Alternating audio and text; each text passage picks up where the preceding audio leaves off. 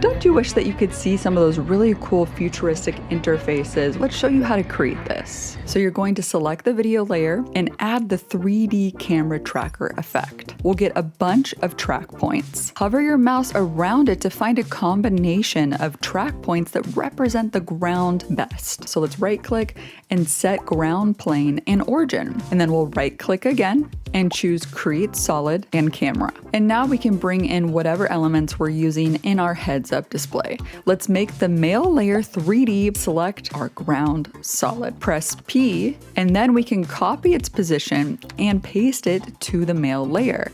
This will move our male UI to where the ground is in 3D space. Now I'll select the male layer, like you've got mail layer, and use this 3D gizmo to rotate it and move it up and closer to the camera. Think of this camera as me sitting there, and we're basically putting and rearranging these 3D elements in my point of view. Let's expand the male layer and keyframe its scale. So what I want to do here is have it quickly scale down right when I do a pressing motion. So let's keyframe its position and have it move away along with my swipe. I still need my hand to be on top of the UI. Select the footage layer and hit Ctrl D or Command D on a Mac to duplicate it and trim it to just the part where my hand comes in. Let's move this layer all the way to the top and double click to go into the layer tab. And here is where we'll use the roto brush tool to mask my hand out. My hand is finally on top of our animation. And finally, don't forget to enable motion blur on all of these layers, and this is what we got.